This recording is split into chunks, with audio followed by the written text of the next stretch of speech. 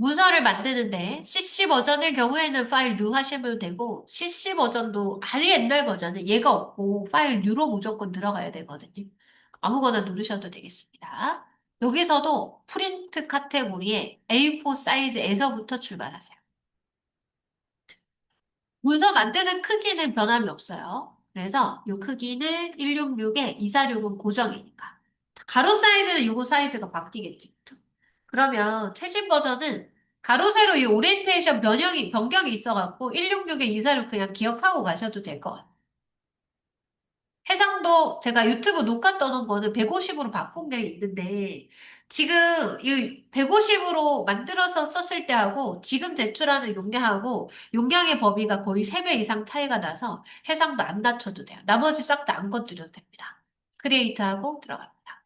그러면 문서를 먼저 한번 저장을 먼저 미리 하나 해주는 게 좋아요. 파일 세이브 에즈 가셔서 바탕화면에 비번호 폴더 안에다가 얘 제목도 PSD 파일도 어떻게 등록돼도 전혀 상관없어요. 제출하는 거는 JPG 파일인데다가 제출하는 파일은 어떻게 이름을 하세요라고 알려주는데 대부분은 여러분들 자리번호로 비번호로 입력하게 되는데 이 파일 이름 상관없어서 그냥 저장하시면 돼요. 자, 그럼 포토샵에서의 세팅은 일단 툴바 두 줄로 바꿀 건데 이거 제가 이 뭐뭐 선택하세요라고 설명드리기 편하게 하려고. 컬러, 스와치, 그레이디언트 패턴을 여기 CMYK 입력하는 거 있어요, 없어요? 없잖아요. 안 쓰거든요. 그럼 닫아보세요. 오른쪽 마우스 클로즈 댓글. 프라퍼티즈 아주 중요한데 CS 버전에 가면 프라퍼티즈가 없는 경우가 있어요. 그럼 프라퍼티즈 이렇게 당겨가지고 히스토리 아래에다가 그럼 C 버전을 쓰냐 이거 주요하게 쓰는 거라서 히스토리 아래에다가 이렇게 도킹 시켜서 넣도록 할게요. 이렇게 도킹. 그럼 어저스먼트와 라이브러리 여기서 안 쓰거든요. 클로즈 탭 그럼 해버릴게요. 레이어 패널을 가장 넓게. 우선 뭘 가지고 오시면 좋으냐면 아까 만들어 놓은 그리드 있잖아요. 그걸 한 번에 가져오는 게 제일 좋거든요. 일러 열어요. 그럼 레이어 2번의 자물쇠를 풀고 레이어 2번의 오른쪽 인디케이터 이렇게 톡 하고 클릭하면 레이어 2번에 들어가 있는 애가 한꺼번에 선택되거든요. 그래서 레이어를 나눠서 쓴 거였어. 얘를 투명도 30으로 가져갔을 때 조금 연약해 보여서 저 잘 안 보이는데 이런 경우 저는 잘 안 보이더라. 그래서 저의 추천은 투명도를 100%로 올려서 일러 작업은 이제 끝난 거지. 100% 올려서 복사하시고 포토샵 넘어가서 여기서 붙이게 해볼게요. 컨트롤 V. 복사가 안 됐나? 다시 복사할게요. 컨트롤 C, 복사, 일러, 포토샵 넘어가서 컨트롤 V. 그럼 물어보거든요. 스마트 오브젝트로 갖고 오면 도형의 특징을 계속 가지고 있는데 스마트 오브젝트일 필요는 없어요. 픽셀, 이미지로. 도형일 필요도 없어요. 이미지로 오케이 하면 한가운데 들어오거든요. 그럼 커비트 눌러서 자, 여기서 이제 단축키 좀 알려드릴 건데요. 무브 툴 선택해볼까? 무브 툴의 단축키 기억하고 계신 분도 많은데, 일러의 셀렉션 도구하고 제가 둘이 싱크를 맞췄다고 설명드렸죠. 그렇죠? 그래서 포토샵과 일러스트레이트 제일 첫 번째 도구의 단축키는 V입니다. V 선택된 상태로 왼손으로 오른쪽에 숫자 패드 있어요. 키패드라고 하거든. 5 누르시면 50% 투명도로 바뀌어요. 포토샵에서의 추천하는 투명도는 50%, 그럼 얘도 선택되거나 움직이면 너무 불편하잖아요. 그죠? 레이어 패널 상단에 보면 자물쇠 모양이 있다. 얘를 누르면 백그라운드처럼 자물쇠가 잠겨요. 자, 얘를 썸네일이라고 부르죠. 오른쪽 마우스 눌러서 아주 작은 애들도 복사 붙이기해서 들어올 거 아니에요. 그죠? 그러면 우리 시험장은 특히 시간도 부족하고 그러니까 썸네일의 클립을 레이어 바운드로 바꿔서 작업을 하시면 썸네일이 가득 채워지기 때문에 뭘로? 내가 선택한 레이어로 가득 채워지기 때문에 사용이 너무 편해요. 레이어 바운드 변경. 썸네일의 크기는 여러분들 원하시고 오늘 미디엄 한번 써볼까요? 그럼 이제 도면을 보고 하나씩 착착착 작업을 하면 됩니다. 그럼 여러분들은 지금 시험지를 가지고 있는데 제가 앞에 시험지 안 열려 있으면 좀 불편하니까 이것도 양쪽 보게 해가지고 맞추면서 작업 한번 해볼게요. 포토샵에서의 작업은 제일 뒤에서부터 차곡차곡 배경에서부터 착착착 쌓아서 올린다라고 생각하시면 돼요. 그러면 이 사진이 제일 먼저겠지. 백그라운드 레이어를 선택하시고 이미지를 여기다 바로 가지고 왔죠. 파일에 플레이스 임베디드. 문서에 포함해서 사진을 파일을 가지고 오겠죠. 플레이스 임베디드. 바탕화면에 여러분 비번호의 폴더 안에 그럼 이미지 소스의 위치를 원하는 데다가 편한 데다 옮겨놔도 되나? 그건 상관없어요. 작업하는 중간에 여러분들 편한 데로 옮긴다. 그건 전혀 상관없어요. 2번이겠는데, 2번? 2번 아래쪽에 위치를 이거 큰 사진을 찾을 수 없어가지고 어쩔 수 없이 이 정도 가지고 왔어요. 그럼 뭐를 봐요? 요 크로스하는 라인 아래쪽에 수평선이 들어와 있다. 그죠? 그걸 맞춰줘. 야,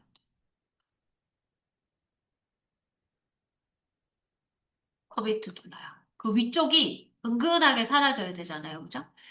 배경과 자연스럽게 합성할 때 공식처럼 레이어 마스크에 검정과 투명의 그레이디언트를 가지고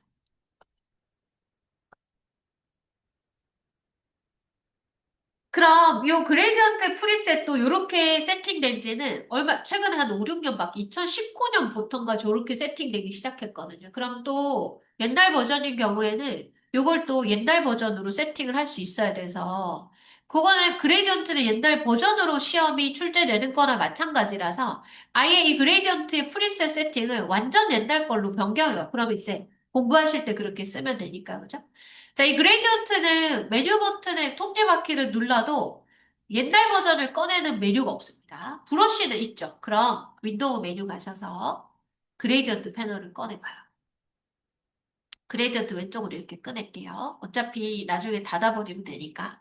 요건 최신 버전의 세팅이거든요. 최신 버전의 세팅. 그래서 베이직만 빼고 밑에 애들은 구버전감 아예 없다고 생각하시면 되고 요거를 꺼내서 쓰는 거는 시험에 거의 안 나온다고 생각하면 돼요. 삭제하는 건 조금 부담스러우니까 여기다가 구버전 한번 꺼내볼게요. 그럼 메뉴 버튼에 레거시 그레이디언트 누르면 제일 뒤에 들어오고요. 꺽쇠 한번 열어볼게요. 그 안에 레거시가 또 있잖아요. 그럼 구버전에 가면 어떻게 세팅되어 있냐면 요것만 딱 보이는 상태고 밑에 애들은 없어요. 네, 올해 출제되는 것 중에 옛날 버전의 세팅을 꺼내서 써야 되는 문제가 거의 없어가지고 요거 꺼내는 건 굳이 안 해도 될 것 같아서 이렇게 세팅을 그럼 여기는 그레디언트를 세팅하는 곳이라서 원래 상태로 넣어줄게요. 그리고 다시 닫아버릴게요. 그럼 시험장에 가서 이 세팅을 한다 안 한다? 아니 아니. 이 세팅은 옛날 버전을 기준으로 시험지도 출제돼 있을 뿐더러 옛날 버전에서 치시는 분들이 계셔서 추가로 설명드릴 거예요. 요거 클로즈 탭그룹에서 다시 닫아. 마스크에 뭐라 그랬지? 검정과 투명의 그레이디언트를 가져. 그럼 이 그레이디언트 모드인지 클래식 그레이디언트 모드인지 나눠지기 시작한 게 2023 버전부터. 2023 버전에서 시험 치시는 분, 한 분이거나 그 이하이거나. 그럼 2022 버전에서 시험을 치면 얘가 나눠진다, 안 나눠진다? 안 나눠집니다. 그럼 연습할 때 여러분들 대부분은 다 2022 이전이거든요. 그럼 클래식 모드로 칠한다라고 생각하. 클래식 모드가 예전 2022 버전까지 칠하는 방식이 클래식 그레디언트였어요.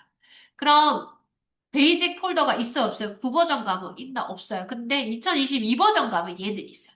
2022 버전은 아니고 그 이전 버전이라서 봤더니 그러니까 CC라고만 돼 있고 번호가 안 나와 있는 시험장이 있잖아요. 그럼 그 이전일 수 18 버전이거나 15 버전일 수 있거든요. 그럼 얘가 안 보이니까 두 번째 색깔 요거를 선택하. 검정과 투명의 리니얼로 그럼 신버전 중에 퍼셉추얼은 23버전부터, 그 다음에 24버전부터는 스무스, 23버전 이전은 메소드는 아예 없어요. 그래서 우리는 지금 신버전에서 지금 공부를 하고 있어서 시험장 가시면 클래식 버전으로 색이 칠해지거든요. 그래서 연습하실 때 클래식으로 세팅하셔서 연습하시면 돼요. 경계를 없애려고 하면 클릭 드래그 위치는 딱 정해져 있습니다. 사진의 안쪽 영역에서부터 중앙을 향해서 제가 밖에서부터 드래그 해볼게. 어떻게 돼요? 자국이 남는다고 그죠? 그래서 사진의 안쪽에서부터 중앙을 향해서 드래그. 이러면 자연스럽게 섞이죠. 그럼 이제 도로 가지고 오면 된다 그죠? 그럼 BTO는 만드셔갖고 여기다가 딱 올려놓으시고 도로하고 선하고 요거하고 갖고 올 때요. 사이즈가 막 지 혼자 막 왔다 갔다 막 바뀔 거거든요. 요때 이제 요령이 있어가지고 한번 설명드릴게요. 자, 그럼 제가 아까 자물쇠 다 풀었거든요. 여기서 제일 뒤에 까만선 저거 선택할 수 있나? 하려면 좀 복잡하지. 그래서 뭘 쓰자? 인디케이트를 그냥 써버리자. 복사할게요. 컨트롤 C, 문서 넘어가서 붙이기. 그럼 픽셀로 할래 물어보거든요. 오케이 하시고 크기가 오브젝트 이 도형 안에 딱 끼워지는데 100% 대비로 가지고 오려고 크기를 맞춰서 작업을 한 거야. 그죠? 그래서 복붙하실 때 크기를 100으로 바꿔보세요. 커미트. 요거 컨텍추얼 태스크바가 2023 버전부터 시작됐거든요. 여러분들 중에 2023에서 시험 치시는 분이 없습니다. 커미트 누를게요. 그럼 이거 계속 쓰다 보면 어떻게 돼요? 시험장 가면 당황하는 거지. 그래서 꼭 컨텍추얼 태스크바를 끄고 뭐라 하셔야 돼요. 무브 툴을 가지고 위치 슬쩍 올려놔 볼까요? 100%로 바꾸셔가지고 여기 지금 보면 돌연사 살짝 위에 올라가 있잖아요. 그죠? 거기 위치를 맞춰줘.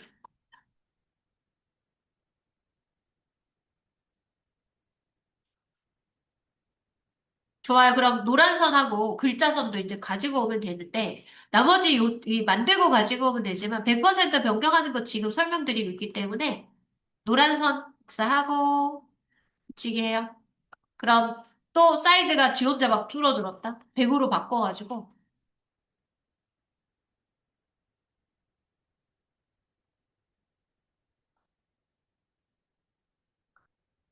그럼 전체 모양이 좀 다르기 때문에 회전이 좀 필요할 수 있습니다. 컨트롤 박스가 전체 모양이 어떻게 차지하냐에 따라서 조금 달라지는 거예요. 이렇게 가지고. 그럼 제일 위에 티켓 한 장으로 어쩌고 저쩌고 써요. 크게 지 혼자 막 바뀐 거 없고요. 100으로 가지고 오신 다음에 오토 셀렉트 체크 끄시는 거 추천. 왜냐면 투명한 것들 가지고 많이 가지고 오니까. 그러면 화면에서 보셔서 어느 정도 위치에 들어가는데 이렇게 여기 보시면 캣자가 요 라인에 걸리고 여 행이 안쪽으로 싹 들어갔잖아요. 그죠? 거기에 맞춰가지고 위치를 잡아주시면 죠 그럼 이걸 제가 그냥 같이 막 풀어드리면 따라 하다 보면 아이고 여기까지 하고 있네. 여기까지 웃지 않게.